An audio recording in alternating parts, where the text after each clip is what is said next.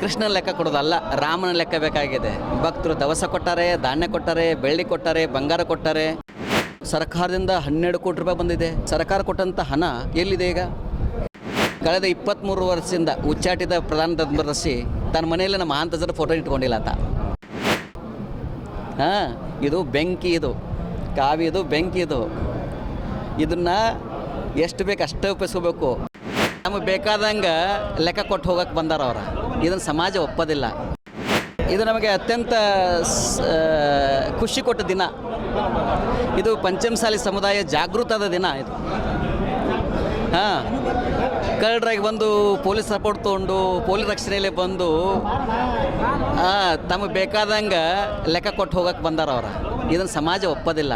ಅದಕ್ಕೆ ಹೋರಾಟ ಸಮಿತಿ ಅಧ್ಯಕ್ಷರಾದಂತಹ ನಮ್ಮ ಪರಮೇಶ್ ಗೌಡ್ರು ಹೊಳಸಿರಿಗೇರಿಯವರು, ನಮ್ಮ ಅಡ್ಮಿನಿಸ್ಟ್ರೇಟ್ರು ಮತ್ತು ನಮ್ಮ ಸಮಾಜದ ಎಲ್ಲ ಹಿರಿಯರು ಲೆಕ್ಕ ಕೊಡಬೇಕಾದ್ರೆ ಇದು ಆಡಿಟ್ ಮಾಡಿ ಕೃಷ್ಣನ ಲೆಕ್ಕ ಕೊಡೋದಲ್ಲ, ರಾಮನ ಲೆಕ್ಕ ಬೇಕಾಗಿದೆ.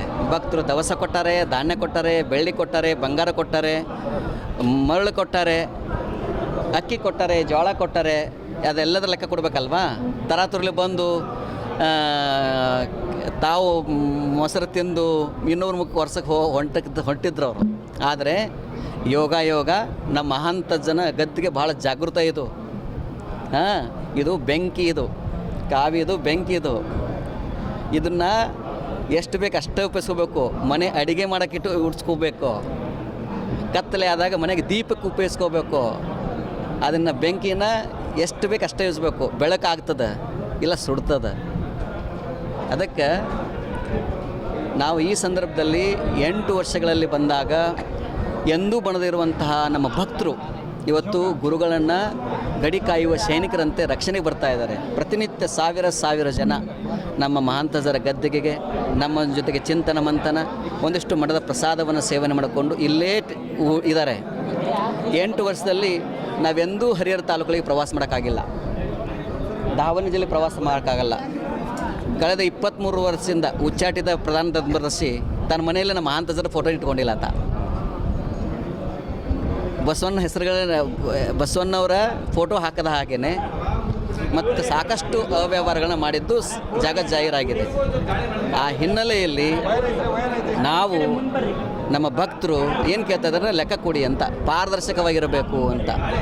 ಸರ್ಕಾರದ ಬಂದಂಥ ಹಣ 2008ನೇ ಇಸ್ವಿಯಿಂದ ಇಲ್ಲಿವರೆಗೆ ಏನೇನೋ ಬಂದಿದೆ ಅನ್ನೋದನ್ನು ನಮ್ಮ ಒಬ್ಬ ಟ್ರಸ್ಟಿನೇ ಹೇಳಿದ್ದಾರೆ. ಅವ್ರದ್ದೆಲ್ಲ ಪಿನ್ ಟು ಪಿನ್ ಅವರೆಲ್ಲ ಒಂದೊಂದನ್ನು ಬಯಲು ಮಾಡಿದ್ದಾರೆ ಅವರು. ಅದು ರೆಕಾರ್ಡ್ ಆಗಿದೆ. ಅದು ರೆಕಾರ್ಡ್ ಆದ ಮೇಲೆ ಇನ್ನೆಲ್ಲಿ ನಮ್ಮದು ಬಟಾ ಬಯಲಾಗತ್ತೆ ಅಂತೇಳಿ ಅದನ್ನು ಕದ್ಕೊಂಡು ಹೋದ್ರು ಅವರು. ಇವತ್ತು ನಮ್ಮ ಡಾಕ್ಟರ್ ರಾಜ್ಕುಮಾರ್ ಅವರು ಬಂದ ಮೇಲೆ ಜೊತೆಗೆ ಎಲ್ಲಕ್ಕಿಂತ ಮುಖ್ಯವಾಗಿ ನಮ್ಮ ಡಾಕ್ಟರ್ ಮಹಾಂತ ಶಿವಾಚಾರ್ಯ ಮಹಾಸ್ವಾಮಿಗಳಿಗೆ ಎಷ್ಟೆಲ್ಲ ಕಿರುಕುಳ ಕೊಟ್ಟಿದ್ದಾರೆ, ಎಷ್ಟೆಲ್ಲ ನೋವುಗಳು ಕೊಟ್ಟಿದ್ದಾರೆ, ಅದನ್ನು ಅವರು ಡೈರಿಯಲ್ಲಿ ಬರೆದಿದ್ದಾರೆ. 2011ರಲ್ಲೇ ಅವರಿಗೆ ಸಾಕಷ್ಟು ನೋವನ್ನು ಕೊಟ್ಟಿದ್ದಾರೆ. ಇವರನ್ನು ಉಚ್ಚಾಟನೆ ಮಾಡದೇ ಸಮಾಜ ಉದ್ಧಾರ ಆಗೋದಿಲ್ಲ ಅಂತ ಹೇಳಿದ್ದಾರೆ. ಅವಾಗನೇ ಅತ್ಯಂತ ನೋವಿನಿಂದ, ಅತ್ಯಂತ ದುಃಖದಿಂದ ಅವರ ಕಣ್ಣಲ್ಲಿ ನೀರು ಬಂದಿಲ್ಲ, ಕಣ್ಣಲ್ಲಿ ರಕ್ತ ತರಿಸಿದ್ದಾರೆ ಇವರು. ಅಷ್ಟೊಂದು ಮಾನಸಿಕವಾಗಿ ಕಿರುಕುಳ ಕೊಟ್ಟು ನಮ್ಮ ಮಹಾಂತಜರ ಲಿಂಗೈಕ್ಯ ಆಗಿದ್ದನ್ನು ಸಂಭ್ರಮ ಪಟ್ಟಾರವರು. ಅವರು ಹಳ್ಳಿಗೆ ಏಕರಾತ್ರಿ, ಪಟ್ಟಣಕ್ಕೆ ಪಂಚರಾತ್ರಿ ತಿರುಗಾಡಿದ್ದಾರೆ. ಅವರು ಬರೆದಂತಹ ಡೈರಿ ಇದು.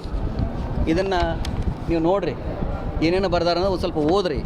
ಯಾರ ಹಣ, ಯಾವಾಗ, ಯಾರ ಭಕ್ತರ ಹಣ ತನ್ನ ಹಣ ಅಂತ ತಿಳ್ಕೊಂಡು ಬ್ಯಾಂಕ್ನಾಗಿಟ್ಟು ಅದ್ರ ಬಂದಂಥ ಬಡ್ಡಿ ಹಣದಲ್ಲಿ ನನ್ನ ಹಣ ಅಂತ ಹೇಳಿದವ್ರು ಯಾರು ಅನ್ನೋದು ಹೇಳಿದ್ದಾರೆ ಅವ್ರು ನಿನ್ನೆನೇ ಅವರು ಉಚ್ಚಾಟಿತ್ರೀಗ, ಉಚ್ಚಾಟ ಮಾಡೋಕ್ಕೆ ಹೋಗಿ ಉಚ್ಚಾಟರಾದವರು. ಹಾಗಾಗಿ ಇವತ್ತು ಲಕ್ಷೋಪಲಕ್ಷಣ ಭಕ್ತರು ಇರುವಂಥ ಪೀಠ ಇದು. ಕರ್ನಾಟಕದಲ್ಲಿ ಹೆಂಗೆ ಆಂಧ್ರದಲ್ಲಿ ಕಾಪು ಜನಾಂಗಿದೆಯೋ, ಗುಜರಾತ್ದಲ್ಲಿ ಪಟೇಲ್ ಇದ್ದಾರೋ, ಹರಿಯಾಣದಲ್ಲಿ ಜಾಟ್ರಿದಾರೋ, ರಾಜಸ್ಥಾನದಲ್ಲಿ ಗುಜ್ಜರಿದಾರೋ, ಹಂಗೆ ಕರ್ನಾಟಕದಲ್ಲಿ ಯಾರು ಅಂತಂದ್ರೆ ಲಿಂಗಾಯತ ಪಂಚಮಸಾಲಿಗಳಿದ್ದಾರೆ. ಆ ಹಿನ್ನೆಲೆಯಲ್ಲಿ ಇವತ್ತು ತರಾತುರ್ಲಿ ಬಂದು ಈ ಎಲ್ಲ ಮಠಗಳದ್ದು ಒಂದು ದೊಡ್ಡ ಪುಸ್ತಕವನ್ನು ಮಾಡಿ ಯಾರು ಎಷ್ಟು ದುಡ್ಡು ಕೊಟ್ರಪ್ಪ, ಯಾರು ಬೇಳೆ ಕೊಟ್ಟರು, ಯಾರು ಬೆಲ್ಲ ಕೊಟ್ಟರು, ಯಾರು ಮರಳು ಕೊಟ್ಟರು, ಯಾರು ಕಬ್ಬಿಣ ಕೊಟ್ಟರು, ಯಾರು ಮಣ್ಣು ಕೊಟ್ಟರು. ಯಾಕೆ ಮಣ್ಣು ತುಂಬಿಸಿರಲಿಲ್ಲ. ಹರಿಹರ ಜನ ತಾವೇ ವಾಲಂಟ್ರಾಗಿ ಟ್ರ್ಯಾಕ್ಟರ್ ತಂದು ಲೋಡ್ ಗಟ್ಟೆ ಮಣ್ಣು ಹಾಕ್ಯಾರ. ಅದಕ್ಕೆ ಕೂಲಿನೂ ತೊಗೊಂಡಿಲ್ಲ, ಡೀಸೆಲ್ ತಾವು ಹಾಕ್ಕೊಂಡಾರ. ಹರಿಹರ ತಾಲೂಕಿನಲ್ಲಿ 1,40,00,000 ರೂಪಾಯಿ ಸಂಗ್ರಹ ಆಗಿದೆ. ನಮ್ಮ ಸಂಸ್ಥಾಪಕದ 1,40,00,000 ರೂಪಾಯಿ ಇಲ್ಲೇ ನಮ್ಮ ಬಾಬಾನವ್ರು ಇದ್ದಾರೆ. Is also founder trustee. So ಸರ್ಕಾರದಿಂದ 12 ಕೋಟಿ ರೂಪಾಯಿ ಬಂದಿದೆ. ಅದರಲ್ಲಿ ಎಲ್ಲಿ ಈ ಸರ್ಕಾರ ಕೊಟ್ಟಂಥ ಹಣ ಎಲ್ಲಿದೆ ಈಗ? ಎಲ್ಲಿ ವಿದ್ಯಾರ್ಥಿ ನಿಲಯ ಇದೆ? ಎಲ್ಲಿ ವಸತಿ ನಿಲಯ ಇದೆ? ಎಲ್ಲಿ ಸಮುದಾಯ ಭವನ ಇದೆ? ನಾವಂತರೂ ಹಣದಲ್ಲಿ ಚೆಕ್ ಸೈನ್ ಮಾಡಿಲ್ಲ, ಹಣಕಾಸಿನ ವ್ಯವಹಾರದಲ್ಲಿ ಇಲ್ಲ. ಎದ್ದನ ಜೋಗಿ ಹೆಗಲ ಮ್ಯಾಗ ಜೋಳಿಗೆ ನಮ್ಮದು. ಇದು ನೋಡ್ರಿ, ಮತ್ತೆ ಇವತ್ತು ಬೆಳಗ್ಗೆ ತುಂಬಿತ್ತು, ಮತ್ತು ಖಾಲಿಯಾಗಿದೆ.